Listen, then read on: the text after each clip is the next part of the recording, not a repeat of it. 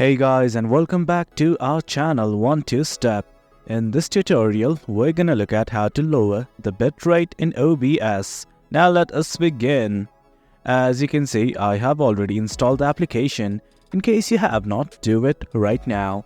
Now let's simply look at how to change the bitrate. Right here at the bottom right corner of the screen, in the Controls tab, what you guys need to do is just go to Settings. Click on it. Once you do, this thing will pop up. Do note that there are lots of options, but right now what you have to do is simply go to this output button right here. Click on it right now.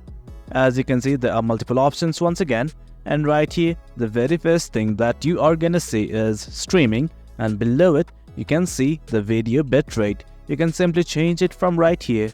Do note that the upper limit for streaming is 6000. If you try to change it, it will give you a warning. You can simply change the bitrate however you wish.